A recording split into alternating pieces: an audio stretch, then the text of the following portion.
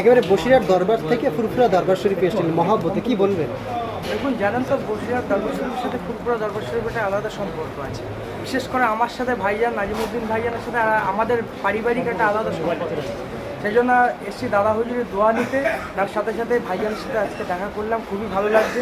আজকে আস্তে আস্তে দেখলাম হাজার হাজার মানুষ, লক্ষ লক্ষ মানুষ রাস্তায় রয়েছেন। সুতরাং আজকে যেভাবে রাজ্য সরকারের পক্ষ থেকে যেভাবে পরিষেবা দিয়েছে ফুরফুরা দরবার শরীফে, আজকে সত্যি খুবই আনন্দিত লাগলো। আজকে আসতে গিয়ে দেখলাম লাইট থেকে শুরু করে পানীয় জল থেকে ব্যবস্থা করে বিভিন্ন ধরনের সহযোগিতা আজকে রাজ্য সরকারের তরফ থেকে আজকে ফুরফুরা দরবার শরীফ করেছে। এটা দেখে খুবই আমার ভালো লাগলো। অনেকেই অনেক রকম অভিযোগ করছেন যে শুধু ফুরফুরা শরীফে লাইট বা সাবমার্সেল বা এই দিয়ে উন্নয়ন হয় না, অনেক রকম শিক্ষা থেকে শুরু করে বা অনেক শিক্ষা প্রতিষ্ঠান করাটা যারা কুচক্রী মহল রয়েছে এরকম বলছে, কি দেখুন, বলবেন? 34 বছর বামফ্রন্ট সরকার ক্ষমতায় ছিল। আজকে 34 বছর ফুরফুরায় কি উন্নয়ন করেছে?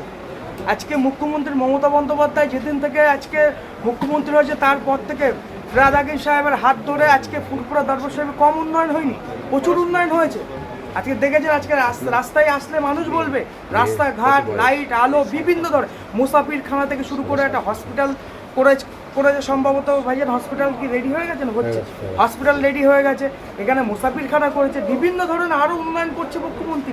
এই ইসল সাহেবের জন্য পুরো মুখ্যমন্ত্রী নিজের টিম গঠন করেছে। আমাদের নাজিমুদ্দিন ভাইজান দায়িত্বে ছিলেন, আমাদের পীরজাদা কাসিম সিদ্দিকী ভাইজান দায়িত্বে ছিলেন। সবাই দরবার শরীফ, সবাই পীরজাদারা মিলে যেভাবে ফুরফুরা দরবার শরীফের আজকে উন্নয়ন করেছে মুখ্যমন্ত্রী, তার পাশে থেকে যেভাবে মানুষের পরিষেবা দিচ্ছে, এটাই তো আপনারা দেখতে পাচ্ছেন।